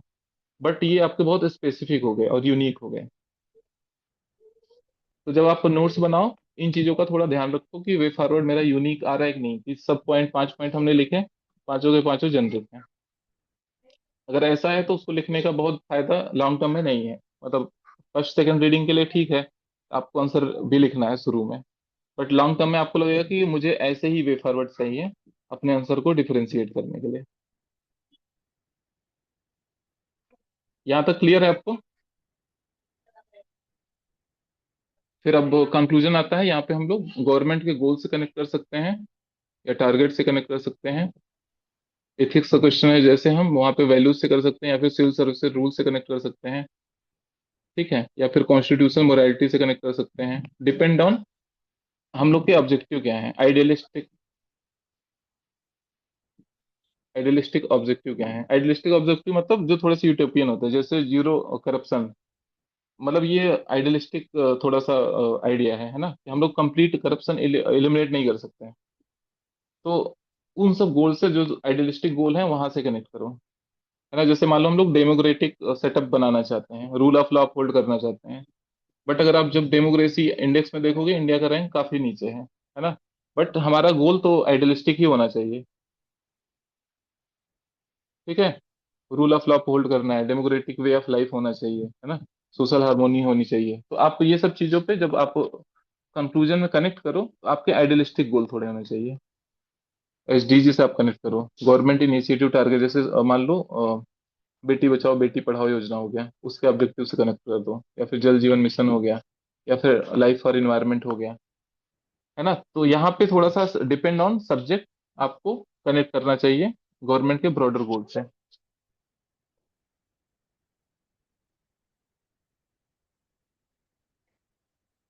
अब देखो, जैसे यहाँ पे मान लो food corporation of India topic हमको प्रिपेयर करना है। तो अब हम लोग इसको किस तरीके से कर सकते हैं, एक पहले हम लोग को छोटा सा इंट्रोडक्शन बनाना है ना। कि was setup under food corporation of India, food corporation act 1964। ठीक है। अब देखो यहाँ पे जैसे लिखने को इतना बड़ा इंट्रोडक्शन लिखा गया है ना। बट यहाँ पे इस तरीके से इसको सेग्रीगेट भी कर लिया गया है। हम ये वाला लाइन यूज करेंगे और ये वाला लाइन यूज करेंगे। एक मिनट, यहाँ पे देखो, आप क्लियरली दिख रहा है कि इस इंट्रोडक्शन में से ये लाइन यूज करेंगे और ये लाइन यूज करेंगे। अब जैसे फर्स्ट रीडिंग में भाई कई बार होता है कि आपको इंपॉर्टेंट लग रहा है, आपने लिख लिया। लेकिन आप जब सेकंड थर्ड रीडिंग किए और कुछ आंसर राइटिंग प्रैक्टिस किए, 200-300 आंसर आपने प्रैक्टिस किए, फिर आपको लगा कि इतना बड़ा इंट्रोडक्शन लिखा नहीं जा सकता, इंट्रोडक्शन आपका 2 से 3 लाइन का होना चाहिए, है ना। तो अब आप अपने इंट्रोडक्शन में से सॉर्ट कर लिए कि मुझे ये लाइन लिखना है और ये लाइन लिखना है, क्योंकि इसमें जो जो सबसे इंपॉर्टेंट एस्पेक्ट है एफसीआई का, वो आ रहा है। ठीक है। अब food corporation of India cover करना है, तो एक तो हमने इंट्रोडक्शन बना लिया है। बाकी ये थोड़ा सा ऑब्जेक्टिव है उनका क्या होता है, फिर इशूज क्या है फूड कॉर्पोरेशन ऑफ इंडिया को लेके। मतलब जो प्रोक्योरमेंट करते हैं, जैसे ओपन एंडेड होता है ना, उससे सब्सिडी का बर्डन बहुत ज्यादा हो जाता है। जैसे यहाँ पे लिखा है 2.25 लाख करोड़ एफसीआई का डेप्ट है ना। एमएसपी पॉलिसी बहुत डिस्टार्टिव है, राइस और व्हीट मतलब मोनोक्रॉपिंग को प्रमोट करता है। तो पहले आप क्या बनाओगे, इशूज बताओगे। ओपन प्रोक्योरमेंट पॉलिसीज है ना, स्टोरेज क्राइसिस हो जाता है, लिक्विडेशन पॉलिसी का इशू है। मतलब प्रोएक्टिव लिक्विडेशन नहीं है, मतलब आपके पास एक्स्ट्रा अगर स्टोर हो रहा है, तो उसमें ऑटोमेटिक लिक्विडेशन वाला कुछ सिस्टम नहीं है। कि मान लीजिए हम टारगेट किए थे कि 100 यूनिट, 100 केजी हमको प्रोक्योर करना है, बट आपने प्रोक्योर 150 केजी कर लिया। तो वो 50 केजी जो एक्स्ट्रा है, उसको लिक्विडेशन मतलब मार्केट में फिर से सेल करना है, उसका कोई प्रोविजन ऑटोमेटिक नहीं है। ठीक है। तो वो क्या करता है, उससे स्टोरेज क्राइसिस हो जाता है। और ओपन एंडेड का मतलब क्या है कि आप कितना भी आप एपीएमसी के पास ले जाओगे, वो लोग मना नहीं कर सकते, उनको खरीदना ही पड़ेगा। फर्स्ट इन फर्स्ट आउट, है ना। तो ये फॉलो होता है ऑन पीडीएस एंड एफएसए। अब जैसे 67% पॉपुलेशन को कवर करता है, तो इसकी वजह से क्या होता है, बहुत ज्यादा फिजिकल बर्डन होता है। और आप देखोगे पिल्फरेज भी बहुत होता है, स्टीलिंग होता है। एनएसएसओ का डाटा है, मतलब पहले तो ये 41% के आसपास था, अभी घट के 23% है ना। तो जो लीकेज है फूड ग्रेन्स का, वो अराउंड 23% है इन 2023। ठीक है। तो अब जब आप पॉइंट बनाओ, तो थोड़ा बहुत ऐसे डाटा, जैसे मान लो अब फर्स्ट रीडिंग में मान लो कोई स्टूडेंट नहीं बना पाया, सेकंड रीडिंग कर रहा है, उसने एनएसएसओ का कहीं से पढ़ा है, यहाँ पे उसने रेड पेन से ऐड कर दिया कि अभी जो लीकेज कितना है, 23% है। राइट। तो इस साइड क्या इन्होंने बना दिया, इशूज बना दिए। इस साइड क्या बना दिया इन्होंने, सजेशन या फिर सुझाव। या फिर आगे की रहा, है ना। अब सुझाव में जब भी एफसीआई पे आता है तो बेस्ट सजेशन कहाँ पे मिलता है हमको? शांता कुमारम कमेटी का रिकमेंडेशन। ठीक है, शांता कुमारम कमेटी का रिकमेंडेशन, जैसे डिसेंट्रलाइज प्रोक्योरमेंट की बात करते हैं, क्रॉप डाइवर्सिफिकेशन मतलब एमएसपी पॉलिसी में और चीजों को इंक्लूड करो। ठीक है, यहाँ पे बोलते हैं कि ट्रांसपेरेंट लिक्विडेशन पॉलिसी होनी चाहिए। ओके, अभी जैसे क्या है, 67% को कवर करता है, उसको बोल लेते हैं कि 40% तक लाओ पॉपुलेशन को। मैकेनाइजेशन की बात करते हैं। अब जैसे यहाँ पे देखो, एक तो मतलब ओवरऑल इन्होंने कर लिया है कि पॉइंट इन्होंने लिखे शांता कुमारम कमेटी का रिकमेंडेशन क्या है, बट उसमें से भी इन्होंने हाईलाइट कर लिया कि मुझे जब भी मेंस का आंसर लिखना है तो मुझे इसको डिसेंट्रलाइज प्रोक्योरमेंट की बात करनी है, इसकी बात करनी है, वेयर हाउस रिसिप्ट की बात करनी है, क्रॉप डाइवर्सिफिकेशन की बात करनी है, ट्रांसपेरेंट लिक्विडेशन पॉलिसी की बात करनी है, और जो अभी कवरेज है उसको रिड्यूस करके 40% लाना चाहिए, जिससे कि फिजिकल बर्डन गवर्नमेंट का कम हो। मैकेनाइजेशन की बात करते हैं।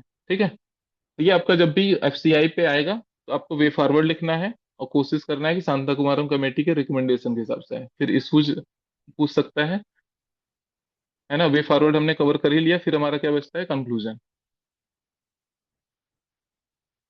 ओके, अब सिग्निफिकेंस यहाँ पे क्यों नहीं लिखा हुआ है?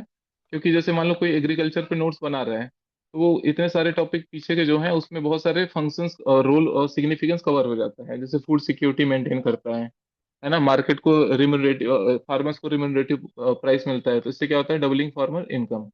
अशोक डलवाई कमेटी, तो जैसे आप डबलिंग फार्मर इनकम जहां भी लिखो, अशोक डलवाई कमेटी की बात कर लो।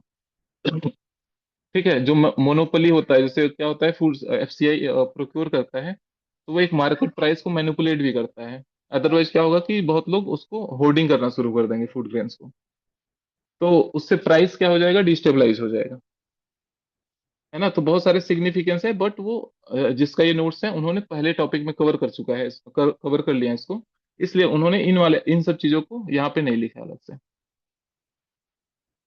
है ना। तो अब जैसे एफसीआई का हमको नोट्स प्रिपेयर करना है तो क्या चीजें होनी चाहिए? इंट्रोडक्शन, इशूज, और यहाँ पे सुझाव शांता कुमारम कमेटी, सिग्निफिकेंस आप बना लोगे, जेनरिक पॉइंट रहते हैं इसमें, फिर एक conclusion.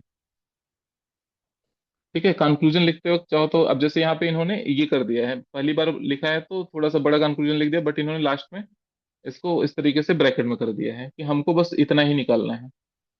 FCI can rise to its challenges and it did, मतलब इसको फिर से उस सिचुएशन में आना चाहिए जैसे इस 1960s में और 1970s में एफसीआई ने काम किया था।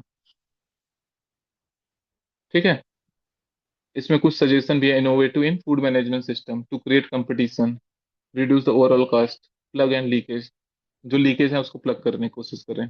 अभी तो बहुत सारी टेक्नोलॉजी भी आ गई है, तो टेक्नोलॉजी का यूज करके हम लोग लीकेज को प्लग कर सकते हैं, है ना। तो इस तरीके से आप जैसे एफसीआई का एक पेज में नोट्स बन गया, introduction, issues, way forward, conclusion. अब देखो ये वाला, ये स्टूडेंट मेंस लिख रहा है इस बार, तो अब जैसे यहाँ पे क्या है, एक्सचेंज रेट पे टॉपिक इन्होंने प्रिपेयर किया है ना। पहले मैं कुछ हिंदी के भी डिस्कस कर लेता हूँ, मुझे लग रहा है इंग्लिश के नोट्स ज्यादा डिस्कस हो जाते हैं। जैसे ये प्राची का कॉपी है ना, तो अब इन्होंने जैसे मान लो मूल संरचना को प्रिपेयर किया, बेसिक स्ट्रक्चर को, तो यहाँ पे पहले इन्होंने एक सिंपल सा इंट्रोडक्शन दिया, यहाँ पे इस मामले की बात की शंकरी प्रसाद की, है ना। फिर मूल संरचना के बारे में थोड़ा सा बताया और किस तरीके से ये इवॉल्व हुआ है, शंकरी प्रसाद केस, फिर सज्जन केस, फिर गोलकनाथ केस, फिर केशवानंद केस से फाइनली ये कॉन्सेप्ट आया है। राइट, फिर यहाँ पे इसके संबंध में चुनौतियां क्या हो सकती हैं। ठीक है, अब इसको हम लोग कई बार ये भी पूछ सकता है कि क्यों इसको हम लोग बेसिक बोलते हैं, बेसिक स्ट्रक्चर क्यों बेसिक है ना। तो आधारभूत स्तंभ कैसे है ये, तो उस पर हम लोग बता सकते हैं बहुत सारे एस्पेक्ट में, कि जैसे कॉन्स्टिट्यूशन सुप्रीमेसी को मेंटेन करने में हेल्प करता है, सिटीजन्स के राइट को प्रोटेक्ट करने में हेल्प करता है, अलग अलग एस्पेक्ट को हम लोग कवर कर सकते हैं, रूल ऑफ लॉ हो गया, कॉन्स्टिट्यूशनल मोरालिटी, जेंडर इक्वेलिटी। ठीक है, इंडिपेंडेंस ऑफ जुडिशरी, फेडरलिज्म, तो बहुत सारी चीजें जो आपको फीचर पता है बेसिक स्ट्रक्चर के, उससे आप कनेक्ट कर सकते हो, कि इसलिए बेसिक स्ट्रक्चर इतना इंपॉर्टेंट है। फिर यहाँ पे एक कंक्लूजन, है ना। तो अब ये बेसिक स्ट्रक्चर टॉपिक इन्होंने कवर किया, अब ये वाला सेम प्राची का ही कॉपी है, अब इन्होंने आईआर का टॉपिक उठाया है, पाकिस्तान का, जो इंडस वाटर डिस्प्यूट है। ठीक है, यहाँ पे इन्होंने एक बेसिक सा इंट्रोडक्शन बना दिया। भारत पाकिस्तान अपनी भौगोलिक जुड़ाव संस्कृति से अधिक प्राचीन है, परंतु ऐतिहासिक राजनीति इन्हें जटिल बना देती है, जो वर्तमान ऑपरेशन सिंदूर व द्विपक्षीय तनाव व सिंधु जल संधि निलंबन के रूप में सामने आया। ठीक है, तो ये इन्होंने रिसेंट कॉन्टेक्स्ट दे दिया है कि क्वेश्चन स्टार्टिंग में नॉर्मल बताया कि इस तरीके से रिलेशन है, फिर इन्होंने ये क्वेश्चन पूछा क्यों गया है, या फिर इस टॉपिक पे मान लो अगर पूछा जाता है तो उन्होंने कॉन्टेक्स्ट दे दिया, कनेक्ट कर दिया। ठीक है, फिर यहाँ पे सिंधु जल निलंबन का प्रभाव क्या हो सकता है पाकिस्तान पर। प्रभाव इन्होंने जब इसका इम्पैक्ट डिस्कस किया, इन्होंने दो पार्ट में ब्रेक कर दिया, पाकिस्तान पे इम्पैक्ट क्या होगा, भारत पे इम्पैक्ट क्या होगा। ठीक है, फिर यहाँ पे इन्होंने कंक्लूजन थोड़ा सा इसमें वे फॉरवर्ड के ओरिएंटेड बताया है। कूटनीतिक, अतः कूटनीतिक राजनयिक संबंध व राज्य प्रायोजित आतंकवाद विरुद्ध भारत की प्रतिबद्धता को अंतर्राष्ट्रीय मंचों पर भारत को अपना अपना पक्ष रखना चाहिए। ठीक है, तो इन्होंने बोला कि अंतर्राष्ट्रीय पक्षों पर मंचों पर भारत को अपना पक्ष रखना चाहिए आतंकवाद के विरुद्ध, और कूटनीतिक डिप्लोमेसी को भी स्टेब्लिश करना चाहिए। ठीक है, और जो स्टेट स्पॉन्सर टेररिज्म है, राज्य प्रायोजित आतंकवाद है, उसके अगेंस्ट अंतर्राष्ट्रीय मंचों पर भारत को अपना पक्ष रखना चाहिए। और एक ये भी हो सकता है कि मतलब जैसे ग्लोबल कॉन्सेंसस बना सकते हैं, जो कंट्री टेररिज्म से इम्पैक्टेड है, against the against the terrorism sentiment, है ना, या फिर अगेंस्ट द पाकिस्तान। तो इस तरीके से आप आईआर का जैसे टॉपिक है उन्होंने इस तरीके से प्रिपेयर किया। अब यहाँ पे ये वाला टॉपिक है, प्राची का ही नोट्स है, इलेक्शन कमीशन ऑफ इंडिया का टॉपिक है ना। यहाँ पे इन्होंने इंट्रोडक्शन में आर्टिकल 324 की बात कर दी, स्वतंत्र निष्पक्ष चुनाव, फ्री एंड फेयर इलेक्शन, जो आर्टिकल 324 में मेंशन है, किसी भी लोकतंत्र की आधारशिला है। इसी संदर्भ में भारतीय संविधान के अनुच्छेद 324 के अंतर्गत स्वायत्त विश्वसनीयता संस्थान के रूप में चुनाव आयोग की भूमिका निर्धारित करता है। ठीक है, फिर लेकिन अभी के टाइम में अब मान लो ईसीआई हम लोग प्रिपेयर कर रहे हैं, तो पहले हम लोग क्या देखेंगे, रोल या फिर भूमिका in conducting free and fair election. ठीक है, तो अब यहाँ पे इन्होंने इसके बारे में पूरा बात किया है। फिर यहाँ पे इन्होंने बता दिया कि चुनौतियां क्या हैं। अब देखो, चुनौतियों को इन्होंने दो पार्ट में ब्रेक किया है, नियुक्ति से संबंधित चुनौती क्या है, फिर दूसरा कार्य प्रणाली से संबंधित चुनौती क्या है। यहाँ पे सुधार की बात कर रहे हैं, नियुक्ति में सुधार की क्या जरूरत है, कार्य प्रणाली में सुधार की जरूरत क्या है। मुझे लग रहा है यहाँ पे थोड़ा सा इनका हेडिंग, मुझे लग रहा है यहाँ पे थोड़ा सा गलत हो गया है। यहाँ पे चुनौतियां लिखना चाह रहे होंगे, या फिर वही है, कार्य प्रणाली में सुधार की आवश्यकता भी एक तरीके से वही हाईलाइट कर रहा है कि इशूज क्या है। ठीक है, जैसे चुनाव आयोग दलों का पंजीकरण, रजिस्ट्रेशन नहीं कर सकता, जो आरपी एक्ट है उसके अंदर रजिस्ट्रेशन वाला, मतलब रजिस्ट्रेशन रजिस्ट्रेशन करना अलाउ है, बट रद्द करना अलाउ नहीं है। ठीक है, दल बदल से संबंधित डिसीजन कौन लेता है, स्पीकर लेता है, वो भी प्रेसिडेंट के इनके पास, ईसीआई के पास नहीं है ना। तो जिससे क्या होता है, लेवल प्लेइंग फील्ड या फिर free and fair election conduct कराना मुश्किल हो जाता है। तो ये कार्य प्रणाली संबंधित चुनौतियां हैं। फिर अब उसमें इन्होंने सुधार को दो पार्ट में ब्रेक किया है, नियुक्ति में क्या सुधार हो सकते हैं, फिर कार्यप्रणाली में सुधार क्या हो सकते हैं। जैसे इन्होंने देखो यहाँ पे बहुत अच्छा कमेटी का भी मेंशन किया है, उमेश सिन्हा समिति की अनुशंसा अनुसार लोक प्रतिनिधित्व अधिनियम में संशोधन व चुनाव आयोग को पंजीकरण रद्द करने की शक्ति देना। ठीक है, तो रजिस्ट्रेशन को रद्द भी करने की पावर देना चाहिए as per this committee, Umesh Sinha committee. Second RC का इन्होंने रिकमेंडेशन डाला है, जैसे चुनाव प्रक्रिया संचालन में ईसीआई की स्वायत्तता को सुनिश्चित करना, ऑटोनॉमी। ठीक है, इसके बाद फिर इन्होंने कंक्लूड कर दिया है।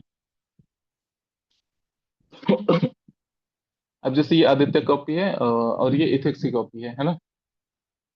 हितों के टकराव मतलब कॉन्फ्लिक्ट ऑफ इंटरेस्ट। अब जैसे ये टॉपिक है, ठीक है, तो अब यहाँ पे क्या है, अब देखो ये थोड़ा सा कॉम्प्लेक्स टर्म है ना, तो यहाँ पे हमेशा डिफाइन करके एक एग्जांपल दे देना चाहिए जब भी आप इंट्रोडक्शन लिखो एथिक्स का। तो फॉर्मेट सिंपल रखो, डिफिनीशन प्लस एग्जांपल। ठीक है, और डिफिनीशन को इसीलिए पहले से बना कर रखो कि 2 से 3 लाइन में आप अपनी बात को कह पाओ। नहीं तो क्या होगा कि आप बहुत बड़ा डिफिनीशन लिख दे रहे हो, फिर एग्जाम्पल आप 2-3 लाइन में लिख रहे हो, तो हाफ पेज आपका इसी में चला जाएगा। तो अब जैसे आदित्य के 126 मार्क्स हैं, तो आप थोड़ा मतलब इनका एथिक्स में तो फॉलो कर ही सकते हो, मतलब बहुत अच्छे मार्क्स हैं हिंदी मीडियम के हिसाब से। तो अब इसमें हितों के टकराव का जब बात हो रहा है, डिफिनीशन की बात कर रहे हैं, तो यहाँ पे इन्होंने पहले उसका तात्पर्य फिर डिफिनीशन बताया। व्यक्तिगत हित व सार्वजनिक हितों के मध्य संघर्ष से निष्पक्षता, पारदर्शिता, सत्यनिष्ठा जैसे मूल्यों के कमजोर होने से है ना। तो जब भी कॉन्फ्लिक्ट आपका होगा तो क्या होगा, जब आपका निष्पक्षता है, फेयरनेस हो गया, पारदर्शिता, ट्रांसपेरेंसी, और सत्यनिष्ठा मतलब इंटीग्रिटी, ये सब मूल्य आपके क्या होंगे, वीक हो जाएंगे। ठीक है। फिर यहाँ पे इन्होंने एक एग्जांपल दे दिया आईसीआईसीआई बैंक का, जैसे चंदा कोचर वाला केस था। तो वहां पे क्या इशू था, कॉन्फ्लिक्ट ऑफ इंटरेस्ट का था, है ना। तो इन्होंने बहुत कॉन्टेक्चुअल इंट्रोडक्शन से शुरुआत कर दिया है, डिफिनीशन प्लस एक कॉन्टेक्चुअल इंट्रोडक्शन। जब भी कोई टर्म पूछता है, जनरली उसको गुड गवर्नेंस या फिर लोक प्रशासन, पब्लिक सर्विस डिलीवरी, इन सब से कनेक्ट करने की कोशिश करता है, या फिर सिविल सर्वेंट के लिए इस चीज का क्या महत्व है, या फिर कैसे ये चुनौती हो सकता है ना। तो आप उससे लोक प्रशासन में हित संघर्ष के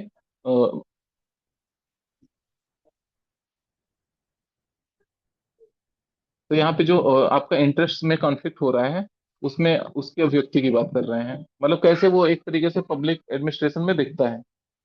ठीक है। निजी लाभ वर्सेस सार्वजनिक दायित्व, ओके, पब्लिक वर्सेस, लाइक इसमें क्या होता है कि आपका private interest versus public duty. ठीक है। कई बार आप क्या करते हो कि आप अपना प्राइवेट प्रॉफिट प्रायोरिटाइज करने लगते हो ओवर पब्लिक ड्यूटी, जो आपका एक्चुअल में काम है। जैसे यहाँ पे इन्होंने बहुत अच्छा एग्जाम्पल भी लिखा है, मित्र को ठेके का लाइसेंस प्रदान करना, है ना। वो क्या दिखा रहा है कि आप निजी लाभ पे ज्यादा फोकस कर रहे हो, ना कि पब्लिक ड्यूटी पे, सार्वजनिक दायित्व पे। जो आपका काम है कि आप फेयरनेस इंश्योर करो, ट्रांसपेरेंसी इंश्योर करो, जब भी आप मान लो एलोकेशन हो रहा है, आवंटन हो रहा है ठेके का। ठीक है। इस तरीके से यहाँ पे इन्होंने दिखा दिया कैसे मतलब व्यक्तिगत हित और सार्वजनिक हित, जब इसमें संघर्ष होता है, इंटरेस्ट में कॉन्फ्लिक्ट होता है, तब उस सिचुएशन को हम लोग बोलते हैं कॉन्फ्लिक्ट ऑफ इंटरेस्ट, या फिर हितों में टकराव या संघर्ष। तो ये आपको लग रहा होगा कि कितना कंटेक्चुअल है, तो आप इस तरीके से थोड़ा सा टू द पॉइंट चीजों को रखना है। अब यहाँ पे एक चीज देखो, जब नोट्स आप देखोगे, हर पॉइंट आपको किस तरीके से दिख रहा है। आपका आर्गुमेंट कितना होना चाहिए, 5 से 6 वर्ड का आर्गुमेंट होना चाहिए, और फिर उसके बाद एग्जाम्पल, 4 से 5 वर्ड, 6 वर्ड का, ये फॉर्मेट आपको रखना है। ठीक है। मान लो इसको मैं एक बार बता देता हूँ इस तरीके से।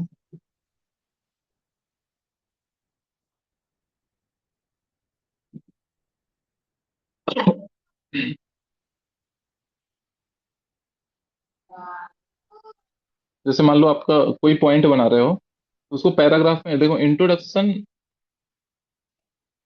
और कंक्लूजन के अलावा कहीं भी पैराग्राफ नहीं लिखना है। ऑप्शनल का हम लोग अलग से देखेंगे, वो सब्जेक्ट वाइज डिपेंड करता है। बट जीएस में इंट्रोडक्शन और कंक्लूजन के अलावा कहीं भी पैराग्राफ नहीं लिखना है। और आपका हर पॉइंट इस तरीके से दिखे, 1 लाइन या फिर 1.5 लाइन का आपका आर्गुमेंट हो, है ना। तो जब आप नोट्स बनाओ तो इन चीज का ध्यान रखो। आप कीवर्ड लिखो, डायरेक्ट शॉर्ट सेंस, मतलब अब आर्गुमेंट आपका 1 या 1.5 लाइन में कैसे होगा, जब आप अपने नोट्स में बस कीवर्ड यूज करो, या फिर शॉर्ट सेंटेंसेज यूज करो। ठीक है। रेदर देन इलेबोरेशन, इलेबोरेशन आप एक अपना प्राइमरी सोर्स रखे रहो, उससे एक दो बार रीड करोगे, तो आपका इलेबोरेशन वाले पार्ट में दिक्कत नहीं आएगी। थोड़ा बहुत आंसर राइटिंग कर लोगे तो इलेबोरेशन में इशू नहीं आएगा। तो इसलिए जब आप आर्गुमेंट लिखो, 1 लाइन, 1.5 लाइन, मैक्सिमम 2 लाइन, इस तरीके से कोशिश करना है ये आपका आर्गुमेंट बने। सिमिलरली 1 या फिर 1.5 लाइन का आपका एग्जाम्पल रहे। मान लो जब आप नोट्स बनाओगे तो हो सकता है आपके पास ऐसी नोट्स हो जहाँ पे ये वाला पार्ट मिसिंग हो, एग्जाम्पल है सब्सटेंसिएशन, है ना। तो वो आप ग्रेजुअली उसको जितनी बार अपनी नोट्स रिवाइज करोगे, या फिर टॉपर्स कॉपी एनालाइज करोगे, या फिर आंसर राइटिंग सेशन जैसे हम लोग लेते हैं, तो उससे आप उसको ब्रिज कर सकते हो, गैप को, जो भी एग्जाम्पल का कमी दिखे उसको आप अपने नोट्स में ऐड कर सकते हो। बट आपका हर पॉइंट इस तरीके से दिखना चाहिए, मतलब 2 से 3 लाइन का, है ना। और वो आपका पॉइंट कैसा होना चाहिए, कीवर्ड शॉर्ट शॉर्ट सेंटेंसेस से भरा हुआ। अगर आपके पास ज्यादा पॉइंट बन रहे हैं तो उसको क्लब करना सीखो, मल्टीपल कीवर्ड्स को कंबाइन कर दो, रेदर देन अलग अलग उसको पॉइंट बना के या फिर बहुत इलेबोरेट करके लिखो। तो ये आपका एक नॉर्मल सा पॉइंट इस तरीके से देखना चाहिए। ठीक है, तो ये आदित्य की कॉपी है, एक हमने एक टॉपिक तो यहाँ से देख ही लिया। अब ये एक रैंक वन की कॉपी है, इनका भी नाम आदित्य ही है। अब इन्होंने इंडिया इंडो नेपाल रिलेशनशिप के बारे में इन्होंने नोट्स बनाया है ना। तो यहाँ पे सिंपल सा इन्होंने इंट्रोडक्शन दे दिया ये कीवर्ड यूज करके कि रिलेशनशिप डिफाइंड बाय रोटी बेटी रिलेशनशिप, है ना। तो हम लोग बोलते हैं रोटी बेटी का नाता है इंडिया नेपाल का। ठीक है। पर यहाँ पे इशूज क्या है, जैसे आईआर में जब आप बायलैटरल रिलेशन पढ़ोगे तो उसका फॉर्मेट यही बनता है। एक तो आप इंट्रोडक्शन बनाओगे, फिर आप बनाओगे कि कहाँ कहाँ कॉपरेशन हो रहा है, फिर क्या कौन कौन से एरिया है जहाँ पे कॉन्फ्लिक्ट हो रहा है, कॉन्फ्लिक्ट या फिर कंसर्न, है ना। फिर उसके बाद आप बताओगे सजेशन कैसे हम लोग रिलेशन को इम्प्रूव कर सकते हैं, फिर कंक्लूजन। इन जनरल आपको यही फॉर्मेट फॉलो करना है। इंडिया नेपाल पढ़ रहे हो, इंट्रोडक्शन, फिर कॉपरेशन कहाँ पे हो रहा है या सिग्निफिकेंस क्या है, फिर उसके बाद आप कॉन्फ्लिक्ट वाले एरियाज में आओगे, जियो पोलिटिकल लेवल पे क्या कॉन्फ्लिक्ट है, जियो इकोनॉमिक और जियो स्ट्रेटेजिक। ठीक है, people to people, cultural, all aspect पे। फिर आप उसको सजेशन से कनेक्ट करोगे कि क्या क्या सजेशन हो सकते हैं, फिर एक कंक्लूजन करना है। तो वही फॉर्मेट है। अब जैसे इंडिया नेपाल का रिलेशनशिप पे नोट्स बनाना है तो पहले हम लोग यहाँ पे डिस्कस कर लिए कि इशूज क्या है, complex and dynamics in relationship. ठीक है। जैसे बाउंड्री कंसेंसस नहीं है, काला पानी डिस्प्यूट की बात कर लिया। तो आपके जो पॉइंट हो इस तरीके से दिखने चाहिए, 4 से 5 वर्ड, 6 वर्ड का एक पॉइंट होना चाहिए। यहाँ पे इन्होंने एक मैप बना दिया, आईआर में थोड़ा मैपिंग का भी इंपॉर्टेंट है। ठीक है। अब यहाँ पे ये दिखा रहा है कि कैसे नेपाल क्या एक तरीके से लैंडलॉक्ड एरिया है, कंट्री है ना। तो यहाँ पे कोलकाता पोर्ट पे उसका डिपेंडेंसी ज्यादा है ना। तो landlocked dependent on Kolkata port. ठीक है। Big brother syndrome of India. तो इस वजह से रिलेशनशिप में काफी, मतलब उसमें एक तरीके से आप देखोगे हम लोग का रिलेशनशिप नीचे गया है, सोशियो कल्चरल वाला इशूज है। ठीक है। अब यहाँ पे कुछ कुछ अच्छी चीजें हुई हैं जिसकी वजह से रिलेशनशिप थोड़ा सा मतलब इम्प्रूव हो रहा है, कुछ कुछ निगेटिव चीज हुई हैं। अब ये अपने टाइम पे उन्होंने बनाया है, तो थोड़ा बहुत करंट वाले एस्पेक्ट भी होंगे। रिसेंट पॉलिटिकल डेवलपमेंट पे भी इन्होंने बना दिया है कि कुछ नए नए एग्जाम्पल लिख के रख लेते हैं कि जैसे मान लो लिखना हुआ तो उसको यूज कर सकते हो आप। जैसे इंफ्रास्ट्रक्चर का एग्जाम्पल लिख लिया इन्होंने। फाइनेंस वाले में जब जियो इकोनॉमी का एस्पेक्ट कवर करते हैं तो हमको कुछ चाहिए कि जैसे मान लो जब आप जियो इकोनॉमी का एस्पेक्ट किसी कंट्री से कवर करोगे तो क्या लिखोगे आप, ट्रेड लिखोगे कि बायलैटरल ट्रेड क्या है, ये पॉजिटिव वाले में लिखोगे। लेकिन जब निगेटिव वाले में लिखना होगा तो आप क्या लिखोगे, ट्रेड डेफिसिट क्या है, मतलब किसका ट्रेड डेफिसिट है। ठीक है। पॉजिटिव वाले में लिखोगे तो आप बताओगे कि इंफ्रास्ट्रक्चर प्रोजेक्ट कौन कौन से चल रहे हैं, रेल प्रोजेक्ट हो गया, हाईवे प्रोजेक्ट हो गया। ठीक है। इस तरीके से फिर आप एक्सपोर्ट इंपोर्ट आइटम बता सकते हो, कोई एग्रीमेंट साइन हुआ है, फ्री ट्रेड एग्रीमेंट, उन सब की बात कर सकते हो। तो ऐसे आप ब्रेक कर सकते हो। ठीक है। जैसे मान लो करेंसी एक्सचेंज एग्रीमेंट साइन हुआ है या फिर यूपीआई इंडिया का इम्प्लीमेंट हो रहा है, तो आप जियो इकोनॉमिक एस्पेक्ट या फिर लाइन ऑफ क्रेडिट हो रहा है जैसे श्रीलंका को हमने दिया है, नेपाल को दिया है, तो आप उसको जियो इकोनॉमिक एस्पेक्ट को इस तरीके से ब्रेक कर सकते हो। तो आपका जियो इकोनॉमिक्स में आराम से 2 से 3 पॉइंट आप बना सकते हो, पॉजिटिव में 2-3 पॉइंट निगेटिव में। ठीक है। लेकिन उसके लिए आपके पास एक एक स्पेसिफिक एग्जाम्पल होने चाहिए, तब आपका पॉइंट और अच्छा बनेगा। आर्गुमेंट बहुत अच्छे से स्पेसिफाई हो पाएंगे, नहीं तो फिर जनरिक पॉइंट बहुत लोग लिखेंगे। इसलिए हमको अपने आर्गुमेंट को स्पेसिफाई करने की जरूरत होगी। ठीक है। ये रैंक वन की कॉपी है, आदित्य इनका भी नाम है। एक दो सैंपल मैंने और रखे थे, उसको भी हम लोग देख ही लेते हैं। जैसे यहाँ पे एक्सचेंज रेट का है टॉपिक, है ना। एक्सचेंज रेट यहाँ पे डिप्रिसिएशन की बात हो रही है कि जैसे अभी इंडियन करेंसी आप देखोगे कि डिप्रिसिएट हो रहा है। अब जनरली क्या पूछेगा कि कॉजेज क्या है, डिप्रिसिएशन के कॉजेज क्या हैं, तो आप उसको भी थोड़ा ब्रेक कर सकते हो, स्ट्रक्चरल कॉजेज क्या हो सकते हैं, है ना। एक आप एस्पेक्ट ये होगा कॉजेज क्या है, और फिर उसका पूछेगा इम्पैक्ट क्या हो रहा है। अगर करेंसी इंडिया का वीक हो रहा है तो उसका इम्पैक्ट क्या हो रहा है, थर्ड हेडिंग क्या बन सकता है, गवर्नमेंट स्ट्रेटेजी क्या है, गवर्नमेंट कैसे उसको काउंटर कर रही है, फिर गवर्नमेंट क्या क्या इनिशिएटिव ले रही है कि रुपी को स्ट्रेंथन कर पाए। जैसे रुपी इंटरनेशनलाइजेशन, वास्ट्रो नास्ट्रो अकाउंट हो गया। ठीक है। या फिर यूपीआई प्रमोट कर रही है, या फिर जैसे रुपी रूबल एग्रीमेंट हो गया, लाइन ऑफ क्रेडिट हो गया, लोन देना। तो बहुत सारे इनिशिएटिव गवर्नमेंट ले रही है जिससे हम करेंसी को और स्ट्रेंथन कर सकते हैं।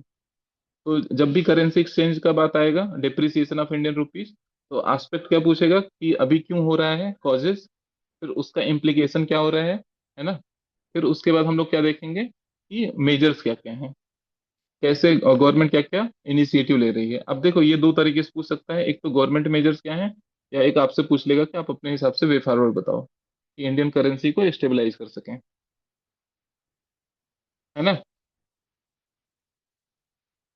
यहाँ पे इन्होंने देखो, अभी इनके पास पॉइंट ज्यादा था तो इन्होंने इसको किस तरीके से यहाँ पे 4 से 5 पॉइंट को एक में कंबाइन कर दिया है। तो ये आपको थोड़ा सा स्पेस मैनेजमेंट स्किल है ये। अब देखो ये मतलब अच्छे स्टूडेंट की कॉपी है ये, है ना।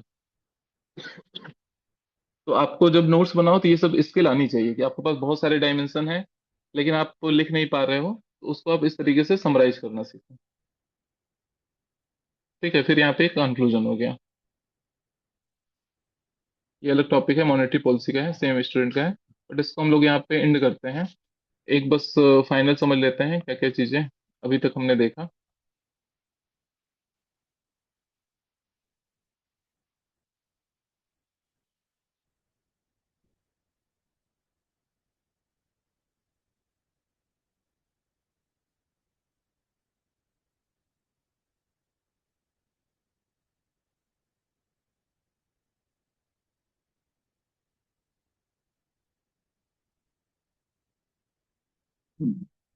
ये दीप्ति की नोट्स है, इस बार सिलेक्टेड है।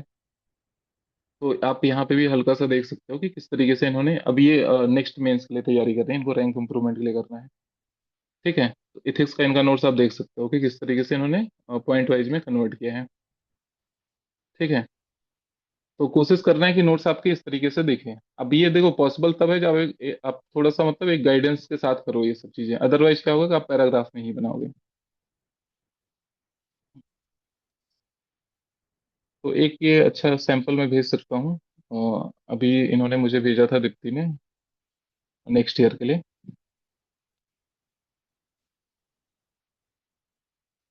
तो अब हम लोग फाइनल देख लेते हैं कि अभी तक हमने क्या चीजें सीखा है ना।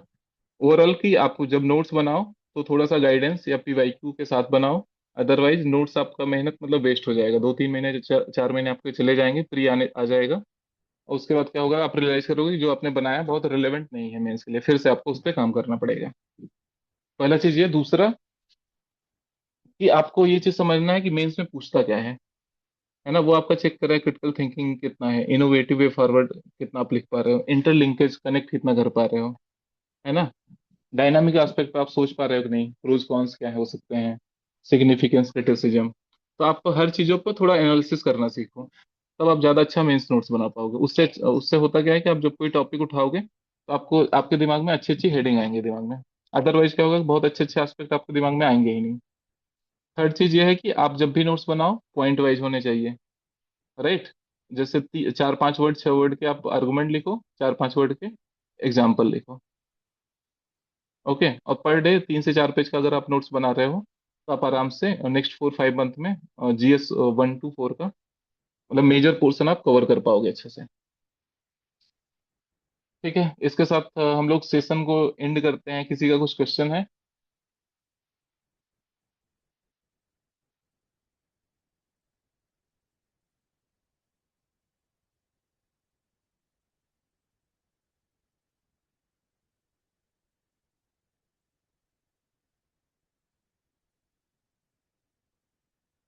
ओके, सो सेशन को एंड करते हैं, ठीक है।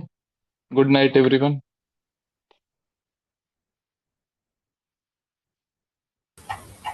Thank you sir.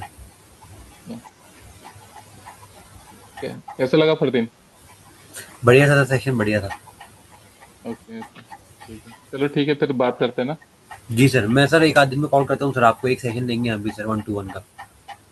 मुझे ठीक है सर ठीक है, ओके। सर ऐसे की रिगार्डिंग भी बात करनी थी, दो एक ऐसे ही लिखे हैं मैंने, वो दिखाने थे आपको। ठीक है ठीक है ठीक है फरदीन, फिर हम लोग डिस्कस करते हैं फिर बाद ठीक में। Sir, thank you. Okay Thank you, sir. Okay, thank you.